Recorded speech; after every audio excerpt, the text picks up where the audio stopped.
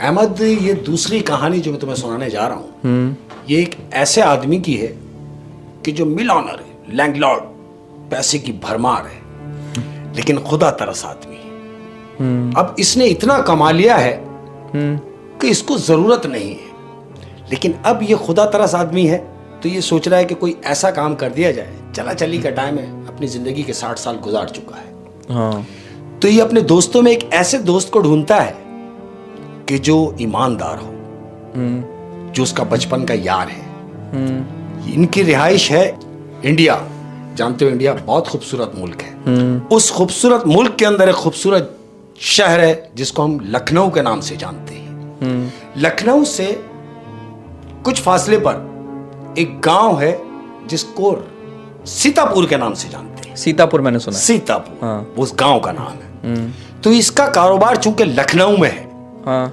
तो ये अपने दोस्त को लखनऊ में ही इसको सब समझाता है कि देखो, मैं थक चुका हूं, मैं अपनी जो बकाया जिंदगी है सुकून से गुजारना चाहता हूं, बजाय इसके अपने गांव में गुजारना चाहता हूँ। बिल्कुल सुकून से अपने गांव में जान के गुजारना चाहता हूं, यानी सीतापुर में। इसकी जो मकामी जो इसकी रिहाइश है, जो अजदाद है, वो सीतापुर के हैं। तो ये जो सोच रहा है कि मैं अपनी बकाया जो बची है ये मैं सीतापुर में गुजारूं, ये अपने दोस्त से कह रहा है। वो कहता है मेरे लायक क्या हुक्म है? वो कहता है हुक्म नहीं है, इसमें तुम्हारा भी अच्छा है और मेरा भी अच्छा है। बोलता है मुझे क्या करना है? कहता है अब तुम ये लखनऊ में जो भी कारोबार मेरा है ये मैं तुम्हारे हैंड ओवर कर रहा हूं और अब इसको तुम चलाओगे, मैं अपने गांव जा रहा हूं। दोस्त कहता है तुमने मुझ पर इतना भरोसा कैसे किया? कहता है दोस्त हूं इसलिए तुम पर भरोसा किया, और मैं जानता हूं कि मैंने अगर तुम पर भरोसा किया है तो मेरी चॉइस गलत नहीं होगी। अब ये कारोबार तुम संभालो और मैं जा रहा हूं अपने गांव, यानी सीतापुर। सीतापुर। अब ये इससे कह रहा है कि ठीक है, जिस तरह तुमने अपने काम को संभाला है मैं भी पूरी कोशिश करूंगा कि इसी तरीके से बाखूबी इस काम को संभालूं। अब हमारी खतो किताबात जो होगी वो हर महीने के सिस्टम से होगी। ये पुराना दौर है, फोन वोन कुछ नहीं है मत, वो पीसीओ का दौर है कि बहुत दूर जाके कहीं पीसीओ लगा हो तो एक आध फोन कर लिया जाए। मतलब उसने बोला कि अब हमारा जो भी बिजनेस की जो डिटेल है मैं तुम्हें खत के जरिए खतो किताबात के जरिए होगी। जो पुराने जमाने में डाकिया आता था साइकिल के ऊपर दरवाजा बजा के चिट्ठी आपको पकड़ा रहा है, उसके बैग लटका हुआ है, तो ये वो उस जमाने की बात है। अब ये सीतापुर चला गया है, सीतापुर में रह रहा है, बड़े मजे से अपनी जमीनों पे हरियाली बेहतरीन मौज कर रहा है। महीना करीब हो गया, दरवाजा बजा। इसने दरवाजा खोला तो बाहर क्या देखता है कि डाकिया खड़ा है। इसने वो खत लिया, खत लेके अंदर गया। खत खोला तो खत खोलते ही क्या देखता है कि खत पे डेट लिखी है 28 तारीख। ये खत पढ़ता है, उस खत में डिटेल लिखी है तमाम कारोबार की कि भाई सब अच्छा चल रहा है, ये नफा हुआ, ये नुकसान हुआ, ये हुआ, ये हुआ। उसने पूरा उस खत के अंदर लिखकर उसको भेजा हुआ है। उसने पूरा पढ़ा, मुतमईन हो गया। उसको हस्बे दस्तूर उसने जवाब दिया कि ठीक है भाई, मैं बहुत खुश हूं तुम्हारे काम से और तुम बेफिक्र हो जाओ, मैं भी यहां खुश हूं। जवाब दे दिया। फिर जिंदगी गुजर रही है, वही हस्बे दस्तूर कि महीना गुजर रहा है। महीना करीब हुआ, दरवाजा बजा। ये दरवाजे पे गया, इसने दरवाजा खोला तो क्या देखता है कि डाकिया खड़ा है। इसने उस डाकिये से खत लिया और डाकिये से कहा कि अरे भाई तुम थक गए होगे, बैठो कुछ चाय पानी हो जाए। तो डाकिया ने उसकी तरफ देखा, कह रहा मेरा बनता तो नहीं है, लेकिन आपने इतने प्यार से पूछा है तो मैं मना नहीं करूंगा। वो कहता है बैठे, मैं आपके लिए चाय मंगवाता हूं। डाकिये को सामने बिठाया है, लिफाफा खोला है। लिफाफा खोल के अब जब ये पढ़ रहा है तो हस्बे दस्तूर उस पर 28 तारीख लिखी हुई है अहमद, जो लिखी हुई थी पहले वाले खत पे, जो लिखी है दूसरे वाले खत पे 28 तारीख। खत स्टार्ट किया तो स्टार्ट में ही लिखा है कि एक बुरी खबर है। ये चौंक गया है। अब ये आगे पढ़ रहा है कि सुनो, हमारी फैक्ट्री जल चुकी है और मुझ समेत 50 मजदूर जल चुके हैं। एक सेकंड। उसने लिखा कि मुझ समेत 50 मजदूर मर गए। बिल्कुल। तो मुझ समेत यही बात उसको तजस्सुस हो रहा है कि ये फैक्ट्री जल गई, समझ में आ रही है। 50 मजदूर जल गए, ये भी समझ में आ रहा है, लेकिन मुझ समीत ये समझ में नहीं आ रहा। ये सोच रहा है कि शायद इसके लिखने में कोई मिस्टेक हो गई। लेकिन वो इतना वेल सेटल्ड आदमी था हाँ। कि उसे फैक्ट्री जलने का इतना वो नहीं हुआ, कोई दुख नहीं है ना। वो सिर्फ ये सोच रहा है कि ये जो कह रहा है कि मुझ समीत, तो क्या खुदा ना खास्ता वो भी मर गया, वो ये सोच रहा है। लेकिन अगर वो मर गया तो ये सोच रहा हो कि वो खत कैसे लिखा खत हो? कैसे आया? वो यही उससे समझा कि उससे लिखने में गलती हो गई। लिखने में गलती हुई। वो कह रहा है कि शायद इससे लिखने में गलती हुई, कि ये बात मेरी समझ में नहीं आ रही कि मुझ समीत इसका दिमाग काम करता है। इसने डाकिया को चाय वाय पिलाई, डाकिया को रवाना किया, खुद भी डाकिया के साथ बाहर निकला। और इनके जो घर है, वो जो घर से थोड़ी से गैप के अंदर, वहां पीसीओ अहमद के छोटे छोटे जो गांव होते हैं, वहां पर एक दुकान ऐसी होती है पीसीओ होता है, पीसीओ होता है। ये उस दुकान पे गया है अहमद। इसने वहां जाके नंबर मिलाया है, बात करने की कोशिश की है, लेकिन चूंकि उससे बात नहीं हो पाई। कैसे हो पाती? क्योंकि उसने उठाया ही नहीं। ये मायूस हो गया और ये अपने आप से बात कर रहा है कि नहीं, हो सकता है उससे कोई गलती हो गई हो। मैं कुछ नहीं करता बजाय इसके कि आने वाले महीने के खत का इंतजार करूं। ये अपने आप को तसल्ली कराता है। और दिन गुजरना शुरू हो गए अहमद, दिन गुजर रहे हैं। वही महीना करीब आया। दरवाजा बजा। इसने जाके दरवाजा खोला। डाकिये ने इसके हाथ में खत दिया। इसने डाकिये को बोला, जाना नहीं, आपने चाय पीनी है? वो कह रहा है, हाँ अब तो आपसे यारी हो गई, चाय बिल्कुल पिएंगे। डाकिये को भी बिठा लिया अहमद। इसने लिफाफा खोला। लिफाफा खोलते ही क्या देख रहा है कि वही 28 तारीख उसमें मेंशन है, और मैटर लिखा है कि मैंने तुम्हें पिछले महीने खत लिखा जिसका तुमने मुझे जवाब भी नहीं दिया, और मैंने तुम्हें खत में लिखा कि फैक्ट्री जल चुकी है, 50 मजदूर जल चुके हैं, यहां तक कि मैं भी मर चुका हूं, लेकिन तुमने मेरी खबर भी ना ली। ये चौंक गया है अहमद, ये चौंक गया है और ये सोच रहा है कि जब ये कह रहा है कि मैं मर चुका हूं, तो ये खत कौन भेज रहा है? इसका दिमाग फट गया अहमद। ये डाकिये से मुखातिब हो रहा है।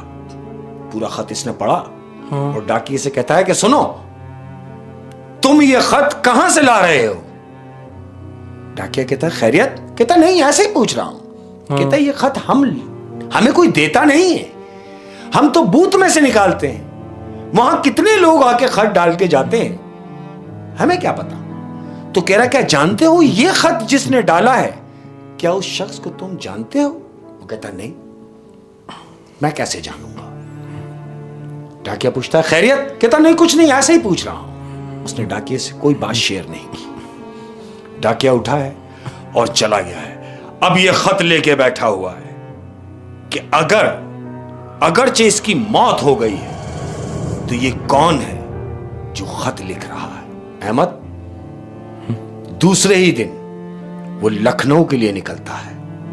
लखनऊ में आ गया वो, यानी जहां उसका सारा कारोबार था। हाँ। अब बजाय इसके कि ये वो कंपनी जाता अपने कि जो जल चुकी है, नहीं, क्योंकि लैंडलॉर्ड है, ये सीधा उसके घर गया है, अपने दोस्त के घर, कि जो यहां उसका कारोबार संभाल रहा था। ये उसके घर गया है। उसने जाके दरवाजा बजाया, दरवाजा खुला। अंदर से एक साहब आए। कहने लगे, जी यहां पर मेरा दोस्त, यहां मोहसिन नाम का कोई आदमी। कहने लगे, अरे आप कौन? कहता मैं उनका दोस्त हूं जिनके साथ मेरी पार्टनरशिप है। मेरे पार्टनर हैं। कहता है नहीं, थे। कहता क्या मतलब? कहता है हाँ, 1 महीने पहले फैक्ट्री के हादसे में इनकी मौत हो चुकी है।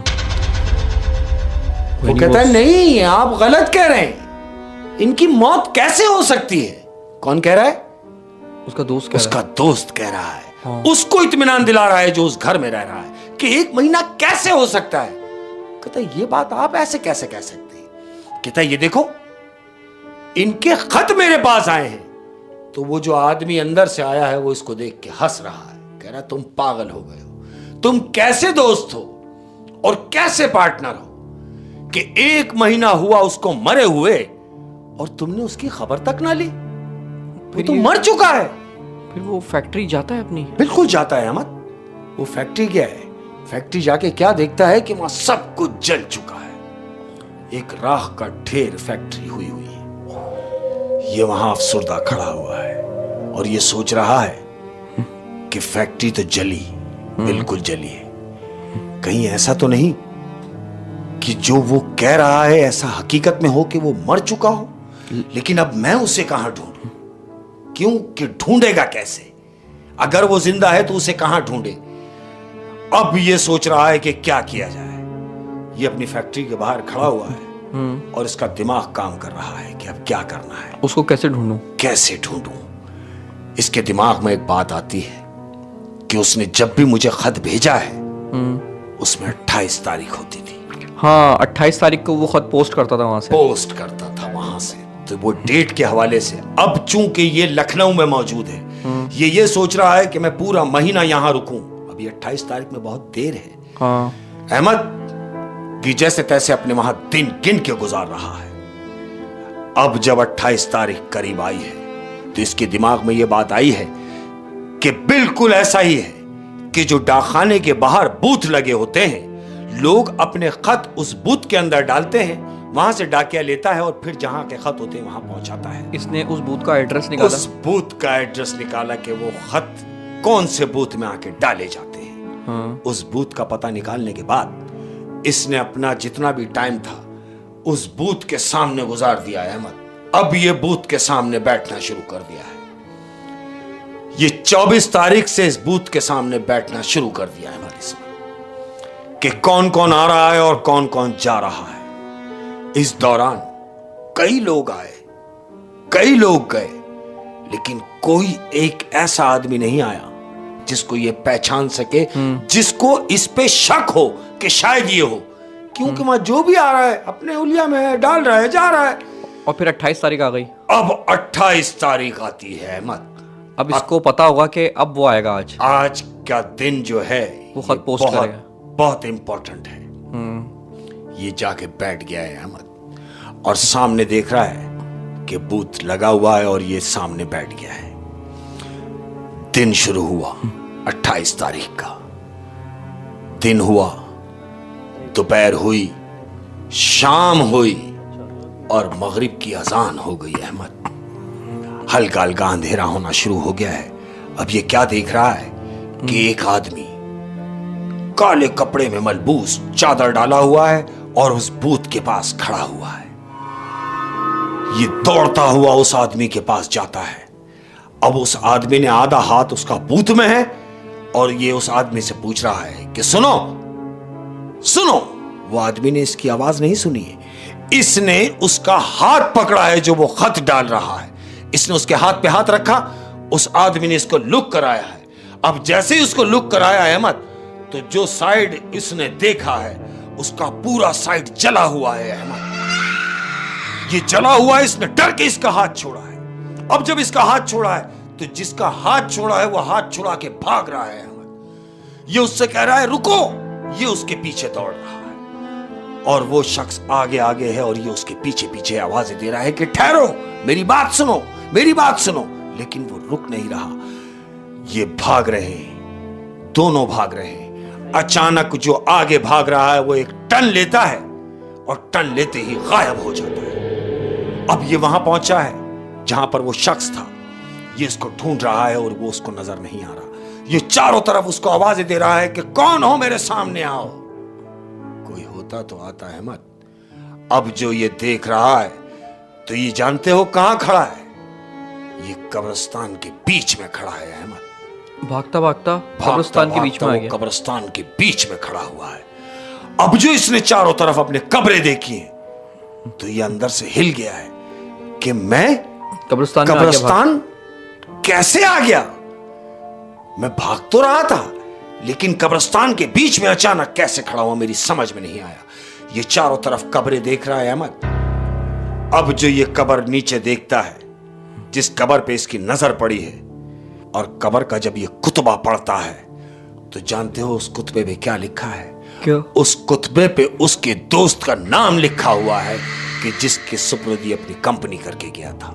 वो है जो जल के मरा ये उसकी कब्र है। अभी जो उसको नजर आया था चादर में वो वही था, वो वही था और अहमद, वो जला हुआ था, जला हुआ था, और उसने सही बताया था कि फैक्ट्री में वो जल चुका है। जल चुका है।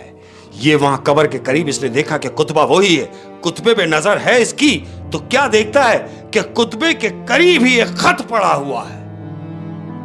ये उस खत को झट से करके उठाता है और कुतबे के पास बैठ जाता है। खत खोलता है अहमद, तो जानते हो खत में क्या लिखा है? क्या?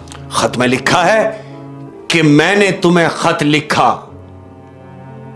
कि फैक्ट्री जल चुकी है, 50 मजदूर जल चुके हैं, मैं भी मर चुका हूं, लेकिन तुमने मेरी खबर ना ली। कोई नहीं, सिर्फ तुम्हें बुलाने का मकसद यह था कि जो तुम्हारा दिया हुआ मेरे पास है, तुम्हारी अमानत, वो मैं तुम तक पहुंचा सकूं। और इस खत में वो जगह मौजूद है, उस जगह का एड्रेस मौजूद है जहां तुम्हारी बची कुची सारी पूंजी मैंने वहां रख दी है। जाओ और जाकर वहां से उठा लो, क्यों कि वो तुम्हारी थी, तुम्हारी है और तुम्हें ही मिलनी चाहिए। मैं एक ईमानदार आदमी हूं, मैंने अपनी ईमानदारी का सबूत दिया है, मैंने दोस्ती निभाई है और तुम्हारी चीज तुम्हारे हैंड ओवर की है। ओह, अब आप ये देखें कि इस कहानी से जो हमें सबक मिलता है वो ये कि अमानत की कितनी बड़ी जिम्मेदारी है। बिल्कुल ऐसे ही है। यानी एक शख्स मर गया, लेकिन वो चाहता है कि अमानत उसके पास हो जाए। यहाँ तो लोग जिंदाओं की नहीं छोड़ रहे हैं, हाय जिंदाओं की खा जाते हैं। और वो हमारे मज़हब भी है ना कि अगर किसी ने किसी की एक बालिश भी ज़मीन दबाई है तो क़यामत वाले दिन हिसाब देना पड़ेगा। अब एक बालिश ज़मीन कितनी सी, इतनी सी, लेकिन अगर ये भी किसी की दबाई है तो हिसाब देना पड़ेगा। हिसाब है, बिल्कुल हिसाब है, बिल्कुल हिसाब है। तो शेख साहब, बड़ी इंटरेस्टिंग स्टोरी थी आज की दोनों, बड़ी ज़बरदस्त स्टोरी थी। और ये कि बस जाते जाते अपने चाहने वालों को कोई मैसेज, जाते कोई जाते, अब चूंकि मैं तो आदी हो चुका हूँ माजरत करने का, लेकिन इंशाअल्लाह अज़ीज़ मेरी कोशिश ये है, और अल्लाह रब्बुल आलमीन मौला करीम, मैं हमेशा से आप तमाम लोगों को दुआएं देता हूं जो दिल से निकलती हैं, और दिल से ही दुआएं आप तमाम लोग, कोई कहीं से भी है, मेरे लिए यहाँ से काबिल एहतराम है। अपना बहुत ज़्यादा ख्याल रखिएगा, और ख्याल रखिएगा इस चीज़ का कि हम दुनिया में आए तो हैं, लेकिन जब जाएं तो उसका मकसद हो। मकसद ये है कि जब आए हैं तो अच्छा ही करके जाएं, ताकि हमारे लिए आखिरत में आसानियाँ पैदा हो सके। क्या बात, बहुत ज़्यादा ख्याल रखिएगा। अस्सलाम वालेकुम व रहमतुल्लाहि व बरकातहू।